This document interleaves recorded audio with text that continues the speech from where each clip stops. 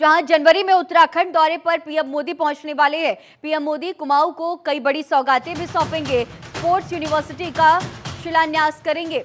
रेखा आर्या ने 38वें राष्ट्रीय खेलों को लेकर के बड़ी बैठक की है, तो इसे लेकर के तमाम जो तैयारियां हैं वो की जा चुकी हैं। बैठक में अधिकारियों को जरूरी दिशा निर्देश दिए गए।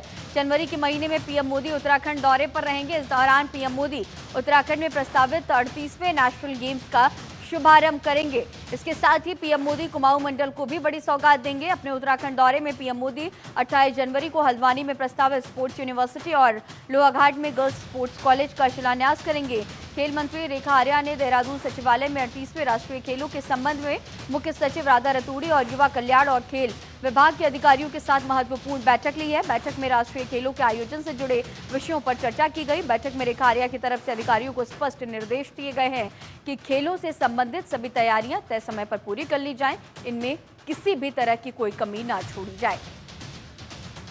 तो बैठक में राधा रतूड़ी ने अधिकारियों को जरूरी दिशा निर्देश दिए। जनवरी में उत्तराखंड दौरे पर पीएम मोदी आने वाले हैं। उत्तराखंड की जनता को तमाम बड़ी सौगातें सौंपेंगे। तो जिस तरह से युवाओं में खेल के प्रति बढ़ती रुचि दिखाई दे रही है और इन सबके बीच स्पोर्ट्स यूनिवर्सिटी का शिलान्यास किया जाएगा, तो लगातार स्पोर्ट्स यूनिवर्सिटी की मांग की जा रही थी। रेखा आर्या ने 38वें राष्ट्रीय खेलों को लेकर के इस दौरान बड़ी बैठक भी की है। पीएम मोदी के कर कमजोर द्वारा स्पोर्ट्स यूनिवर्सिटी का शुभारंभ किया जाना है, तो इससे लेकर के भी उत्तराखंड में तमाम तैयारी है। लेकिन जनवरी में उत्तराखंड में पीएम मोदी का दौरा स्पोर्ट्स के क्षेत्र में और इजाफे के लिए पीएम मोदी का ये दौरा काफी अहम माना जाएगा। स्पोर्ट्स यूनिवर्सिटी का उद्घाटन किया जाना है। तो स्पोर्ट्स यूनिवर्सिटी के उद्घाटन को लेकर के तमाम तैयारियां, शिलान्यास को लेकर के पूरी तैयारी। जनवरी में देश के प्रधानमंत्री नरेंद्र मोदी उत्तराखंड पहुंचेंगे।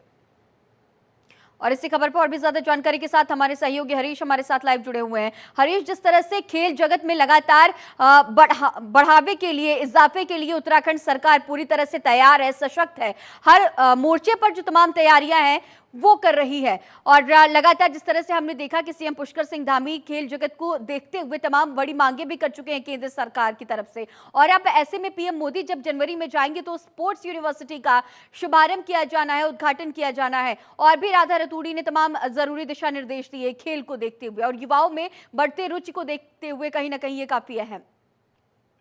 बिल्कुल गरिमा, बिल्कुल आपने सही कहा कि खेल को लेकर के उत्तराखंड अग्रिम राज्यों में से बन रहा है। जिस तरह से लगातार जो खेल प्रेमी हैं उत्तराखंड के, उनको सहूलियत देने के लिए राज्य सरकार की तरफ से महत्वपूर्ण जो कदम है वो उठाए जा रहे हैं।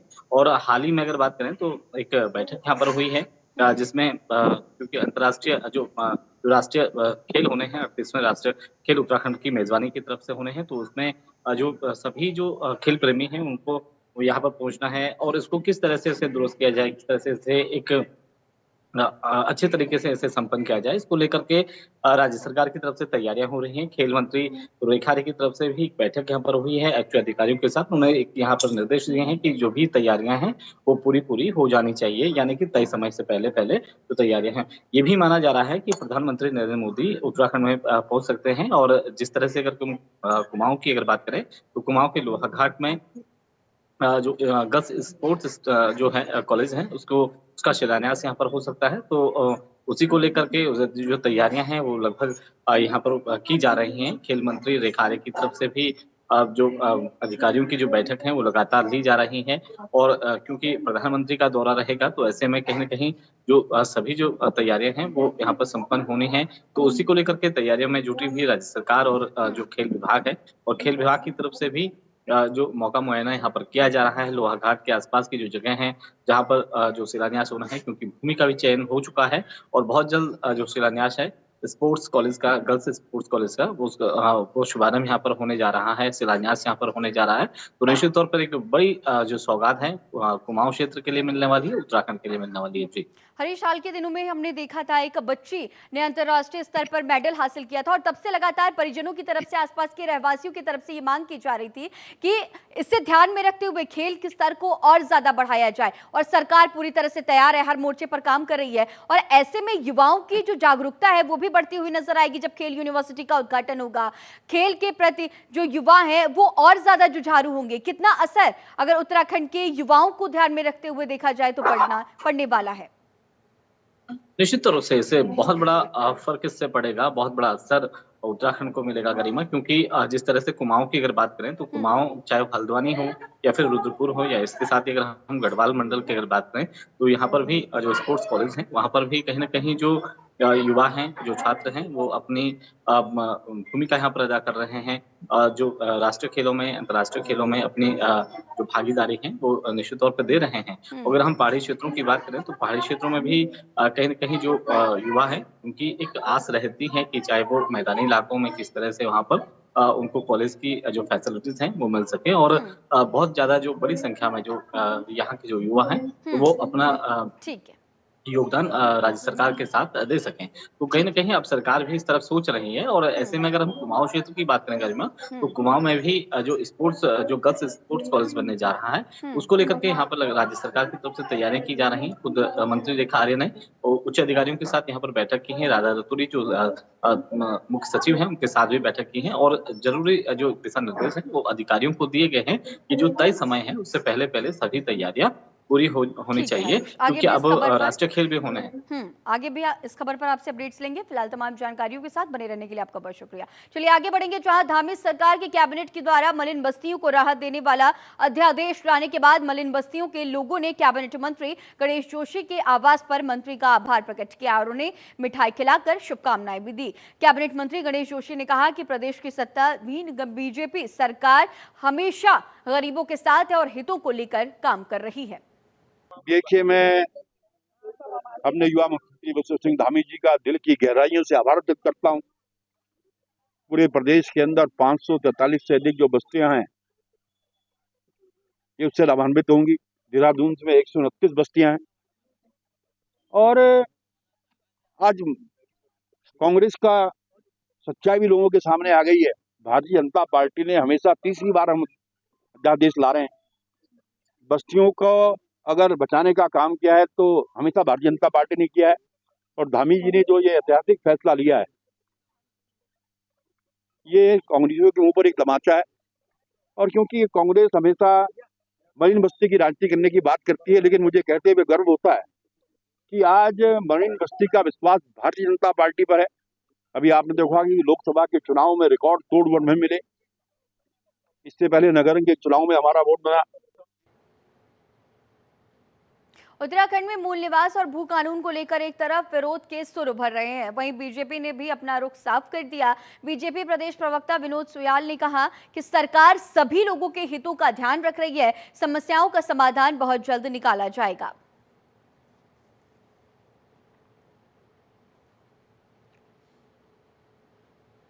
तो बीजेपी की तरफ से तमाम स्टेटमेंट और कहा गया कि सरकार सभी की परेशानियों का ध्यान रख रही है, सभी की परेशानियों का हल निकाला जाएगा। मूल निवास भू कानून के खिलाफ ये विरोध के सुर उठे थे, लोगों के हितों का ध्यान रख रही है धामी सरकार। तो ये तमाम तरह के स्टेटमेंट बीजेपी के नेताओं की तरफ से। और बीजेपी ने कहा कि समस्याओं का बहुत जल्द समाधान निकलेगा, सभी की परेशानियों का निराकरण करने के लिए बीजेपी पार्टी पूरी तरह से हर मोर्चे पर तैयार है, सशक्त है। सभी तैयारियां लगातार की जाती रही हैं और लोगों के हितों का ध्यान रखा जा रहा है। नहीं, निश्चित रूप से सरकार को बड़े व्यापक स्तर पर सोचना पड़ता है और पूरी व्यापकता के साथ, क्योंकि सभी की समस्याओं का समाधान हो। भारतीय जनता पार्टी का मूल मंत्र है सबका साथ, सबका विकास, सबका प्रयास। इसलिए हम व्यापक स्तर पर इस पर पार्टी सोच सकती है, भारतीय जनता पार्टी इसका समाधान कर सकती है। हम उत्तराखंड के निवासी हैं और निश्चित रूप से उत्तराखंड के लोग भी कई राज्यों में हमारे देश के अंदर रहते हैं। इसलिए हमें यह बोलते हुए ये भी यहाँ के लोगों के हितों का संरक्षण तो करना है ही, लेकिन कहीं हमें इतनी संकीर्णता में भी बात नहीं करनी चाहिए कि उत्तराखंड जैसी देवभूमि में अन्य लोगों के लिए स्थान न हो। ऐसा नहीं है। ये राज्य, ये देवभूमि है, यहाँ भारत के सभी लोगों का स्वागत है, लेकिन यहाँ के स्थानीय लोगों के हितों की संरक्षण कैसे हो, इसके लिए सरकार प्रतिबद्ध है। मुख्य सचिव राधा रतूड़ी ने उत्तराखंड के सचिवालय परिसर में महिला स्वयं सहायता समूहों द्वारा दीपावली उत्सव हेतु बनाए गए सजावटी उत्पादों की प्रदर्शनी का शुभारंभ किया। इस अवसर पर मुख्य सचिव राधा रतूड़ी ने महिला स्वयं सहायता समूहों से जुड़ी महिलाओं का उत्साहवर्धन किया। मुख्य सचिव ने सभी प्रदेशवासियों से दीपावली के अवसर पर स्थानीय कारीगरों, विशेष रूप से महिला स्वयं सहायता समूहों द्वारा तैयार किए गए उत्पादों की खरीदारी का अनुरोध किया। इस अवसर पर सचिवालय के अधिकारी और कर्मचारी भी मौजूद रहे।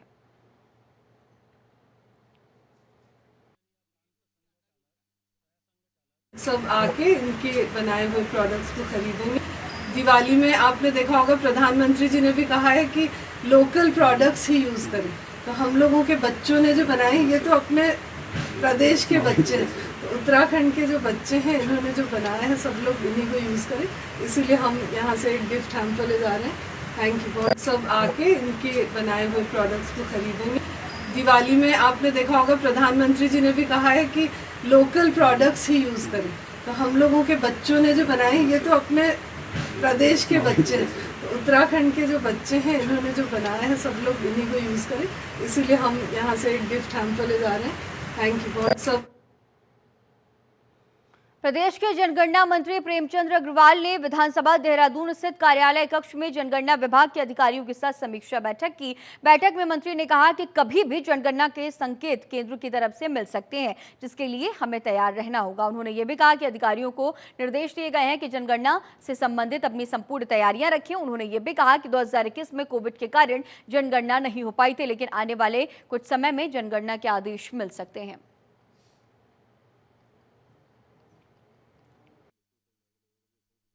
चूंकि आप जानते हैं कभी भी जनगणना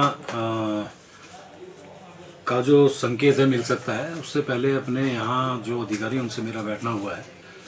और आप जानते हैं 2021 में जब जनगणना होनी थी तो उस समय कोविड के कारण रुका, और आज 2024 में है। ऐसी उम्मीद कर रहे हैं कि कभी भी जनगणना का संकेत होगा तो उससे पहले हमारी तैयारी रहे, हम लोग किस प्रकार से जनगणना कैसे करेंगे, क्या करेंगे, तो उस तरह से हमारा बैठना हुआ। और आप ये भी जानते हैं कि जनगणना दो तरह से होती है। पहले जो हाउसेज हैं, मकान हैं, उनकी जनगणना होती है, फिर व्यक्तियों की जनगणना होती है। तो अब नई टेक्नोलॉजी है, अब क्या संकेत आता है उसके आधार पे फिर हम लोग जनगणना का जो हमारा यहाँ का विभाग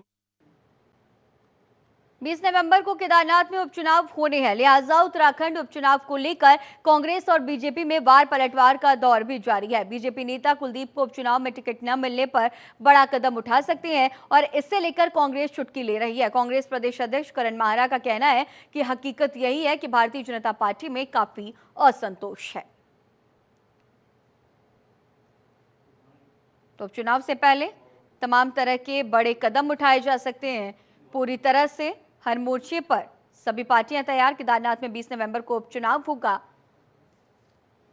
कांग्रेस की तरफ से तमाम तरह के बड़े बयान भी सामने आ रहे हैं। उत्तराखंड में उपचुनाव को लेकर के घमासान का दौर भी देखा जा रहा है, वार पलटवार का दौर भी देखा जा रहा है। करण माहरा ने बीजेपी पर तमाम तरह के सवाल खड़े किए, तमाम तरह के आरोप लगाए हैं, निशाना साधा है।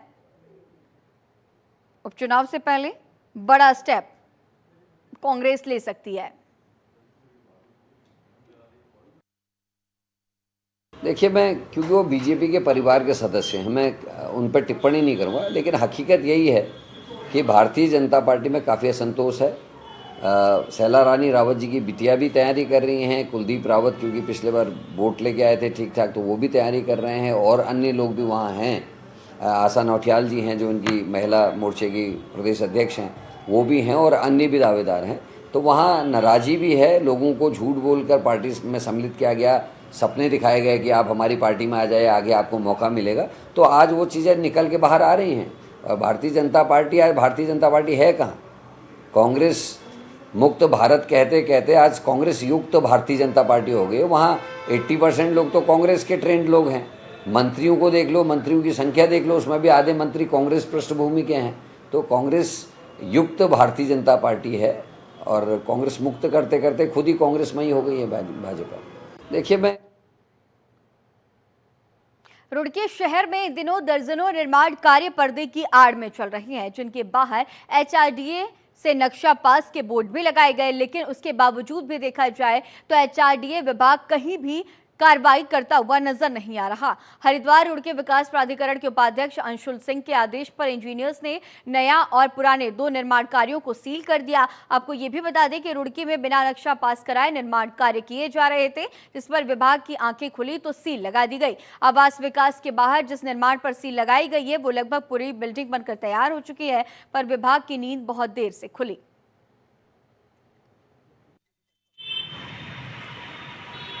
इन दिनों अगर देखा जाए तो शहर के अंदर जगह जगह निर्माण कार्य हो रहे हैं। उन निर्माण कार्यों की अगर हम बात करें तो हरिद्वार रुड़की विकास प्राधिकरण के जो द्वारा मानचित्र पास किए जाते हैं उनके नक्शे भी बाहर लगाए गए हैं, लेकिन उसी के बावजूद अगर देखा जाए तो जो हरिद्वार रुड़की विकास प्राधिकरण है उसके जो अधिकारी हैं वो उन ऐसे निर्माण पर भी कार्रवाई कर रहे हैं जो मानचित्र के अनुरूप कार्य नहीं कर रहे हैं। मैं आपको दिखाना चाहूँगा जिस निर्माण कार्य के बाहर इस वक्त मैं मौजूद हूँ, आवास विकास के बाहर, यहाँ पर आप देख सकते हैं कि मानचित्र संख्या HRDA के द्वारा जो यहाँ पर स्वीकृत की गई है वो लिखी गई है और यहाँ पर ये निर्माण कार्य ऊपर तक देख सकते हैं कि लगभग पूरा हो चुका है और उसके बाद डेकोरेशन का काम यहाँ पर चल रहा था। लेकिन बीती कल की अगर हम बात करें तो यहाँ पर HRDA के जो JE है वो यहाँ पर पहुँचे और मानचित्र के अनुरूप यहाँ पर काम नहीं हो रहा था, जिसको देखते हुए यहाँ पर सील लगा दी गई है। अगर अंदर की हम बात करें तो यहाँ पर बेसमेंट भी खोदा गया है। हालांकि जो हमने जानकारी जुटाई है खनन अधिकारी से तो उनका कहना है कि रुड़की में किसी भी जो निर्माण कार्य के लिए उनके द्वारा कोई मिट्टी खुदान की अनुमति नहीं दी गई है। तो सबसे बड़ा सवाल यह भी खड़ा होता है कि यहाँ जो अंदर जो बेसमेंट खोदा गया था उसकी मिट्टी कहाँ गई है, उस पर खनन विभाग को भी संज्ञान लेते हुए कार्रवाई करनी चाहिए। हालांकि फिलहाल यहाँ पर HRDA ने कार्रवाई की है और सील लगा दी है।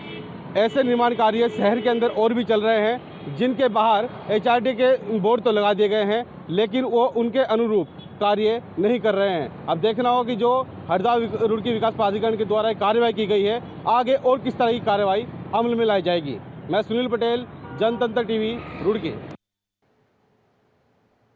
चमोली जिले के गैरसैंण ब्लॉक में मशरूम की खेती में अपार संभावनाओं को देखते हुए खास पहल शुरू की गई है और इसके तहत आदि बद्री खेती और थापली को मशरूम उत्पादन में मॉडल गांव के रूप में विकसित करने की कवायद भी तेज हो गई। यहां कृषि और उद्यान विभाग की ओर से गांव में मशरूम शेड का निर्माण शुरू कर दिया गया, जबकि काश्तकारों को कंपोस्ट वितरण के साथ ही 10 काश्तकारों को प्रशिक्षण के लिए हरिद्वार भेजा गया। इस योजना का उद्देश्य जिले में मशरूम उत्पादन बढ़ाना और प्रशिक्षण के लिए बाहरी क्षेत्रों पर निर्भरता कम करना है।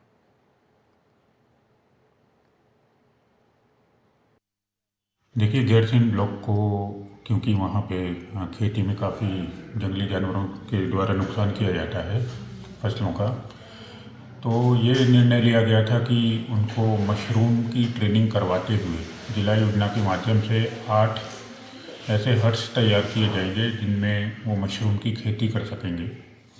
और अभी हमारे 28 काश्तकार हरिद्वार गए हैं मशरूम की ट्रेनिंग लेने के लिए और ये सभी महिलाएं सहायता समूह से भी जुड़ी हुई हैं। तो गैरसैंण के 3 गांव हमने चिन्हित किए हैं जहां पे हम ये पायलट प्रोजेक्ट स्टार्ट कर रहे हैं और भविष्य में इसको मशरूम रूट के रूप में गैरसैंण से कर्णप्रयाग तक विकसित करने की योजना है। इससे स्वरोजगार को बढ़ावा मिलेगा और ये जो पायलट प्रोजेक्ट हमारा स्टार्ट होगा। देश और उत्तराखंड की पहली हेली मेडिकल एम्बुलेंस सेवा का जल्द ही शुभारंभ होने जा रहा है। प्रधानमंत्री नरेंद्र मोदी 29 अक्टूबर को देश की पहली मेडिकल एम्बुलेंस सेवा का शुभारंभ करेंगे। इस मौके पर मुख्यमंत्री पुष्कर सिंह धामी समेत सभी सांसद मौजूद रहेंगे। ऋषिकेश एम्स के निदेशक ने बताया कि उत्तराखंड के भौगोलिक स्थिति को देखते हुए इस मेडिकल एम्बुलेंस सेवा आने वाले दिनों में मील का पत्थर साबित होगा। दूर दराज इलाकों की दुर्घटनाओं और सीरियस मरीज को ऋषिकेश एम्स में इलाज के लिए ले जाया जा सकेगा। तो हेली मेडिकल एम्बुलेंस सेवा का शुभारंभ किया जाएगा। पीएम मोदी 29 अक्टूबर को इस हेली सेवा का शुभारंभ करेंगे। इस दौरान उत्तराखंड के मुख्यमंत्री पुष्कर सिंह धामी भी मौजूद रहेंगे और इसके साथ ही सभी जो सांसद हैं वो भी मौजूद रहने वाले हैं। तो उत्तराखंड को पीएम मोदी बड़ी सौगात सौंपेंगे। ये बड़ी सौगात 29 अक्टूबर को हेली मेडिकल एम्बुलेंस सेवा का शुभारंभ किया जाएगा। 29 अक्टूबर को पीएम मोदी इस हेली सेवा का शुभारंभ करने वाले हैं।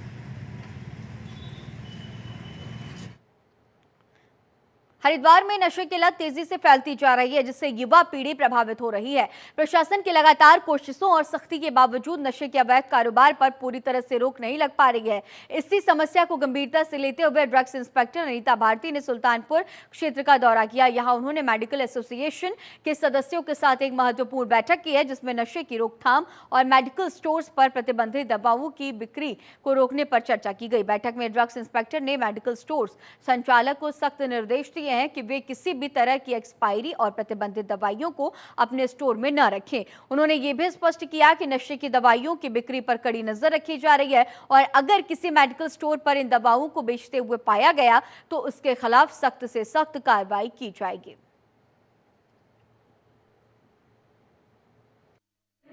जो है सुल्तानपुर द्वारा यहाँ पर मीटिंग कराई गई है। मैंने इन्हें सजेस्ट किया था कि आप लोग मीटिंग करेंगे।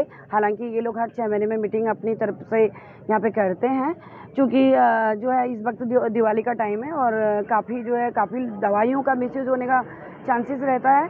और मेरे द्वारा इन्हें इंस्ट्रक्शन दिए गए हैं कि जो है किसी भी मेडिकल स्टोर द्वारा किसी भी तरीके से जो है नारकोटिक दवाइयों का जो है मिसयूज नहीं किया जाएगा। और उसके साथ साथ दवाइयों के साथ साथ जो है पूरी मेडिकल स्टोर में क्लीननेस का पूरा ध्यान रखा जाएगा, क्योंकि दवाइयों की जो गुणवत्ता होती है उनके स्टोरेज पर डिपेंड करती है। जैसा कि मैं कई बार देखती हूँ दुकानों पे इतना फ्रीज गंदा रहता है, दुकानें दवाइयाँ नीचे ज़मीन में रखी हुई है जो एक्ट के अनुरूप है, जो है अनुरूप नहीं है। तो ऐसा नहीं होना चाहिए। दवाइयों की सेफ्टी बहुत ज़रूरी है ताकि कस्टमर तक जो दवाई जाए उनकी जो क्वालिटी। हरिद्वार जिले के औद्योगिक क्षेत्र की कानून व्यवस्था की कमान संभाले हुए थाना सिडकुल का वार्षिक निरीक्षण पुलिस अधीक्षक ब्रह्मेंद्र सिंह डोभाल ने किया। इस दौरान उन्होंने थाने की विभिन्न व्यवस्थाओं का गहन निरीक्षण किया और कई महत्वपूर्ण निर्देश भी दिए हैं। थाने में पहुंचकर एसएसपी ने गार्ड ऑफ ऑनर ग्रहण किया और फिर मालखाने का निरीक्षण भी किया है। उन्होंने लंबित मालों के निस्तारण के लिए आवश्यक निर्देश दिए। एसएसपी ने थाना क्षेत्र में चल रहे सत्यापन अभियान की जानकारी भी ली है और बाहरी प्रदेश से आने वाले कामगारों के कारण उत्पन्न होने वाली संवेदनशीलता से निपटने के भी निर्देश दिए गए।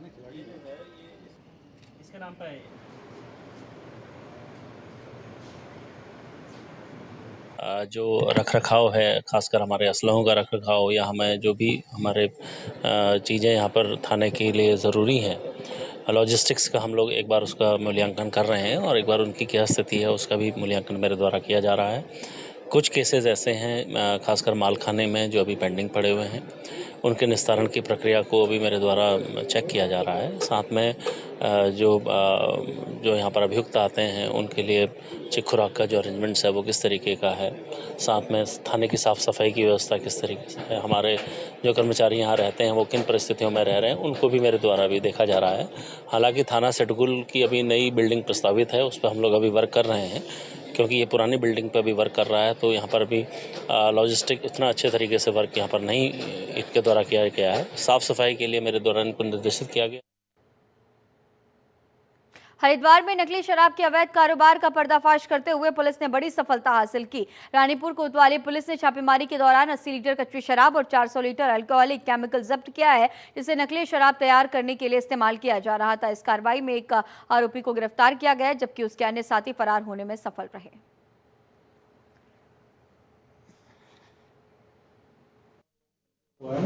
जो अरविंद सिंह है, कानपुर का ये मूलतः रहने वाला है और यहाँ पर ये एक नकली शराब बनाने का काम पिछले कुछ समय से कर रहा था। पुलिस को ये सूचना जब प्राप्त हुई, इसके पास से करीब 4 ड्रम नकली शराब, जिसको करीब 800 लीटर नकली शराब, साथ में जो इसका जो अल्कोहल का जो केमिकल है वो, और करीब 1000 जो हमारे रॉयल स्टैग के बॉटल्स और ढक्कन हमें इसमें प्राप्त हुए हैं। उनको पुलिस ने कब्जे में लिया है और ये व्यक्ति अभी पुलिस ने इसको हिरासत में लिया है। इसमें अन्य जो लोग हैं जो इस पूरी नेक्सस में जुड़े हैं उसके खिलाफ हम लोग कार्रवाई कर रहे हैं। और उत्तराखंड के इस खास बुलेटिन में फिलहाल इतना ही। खबरों का सिलसिला लगातार जारी रहेगा। बने रहिए जनतंत्र टीवी के साथ। नमस्कार।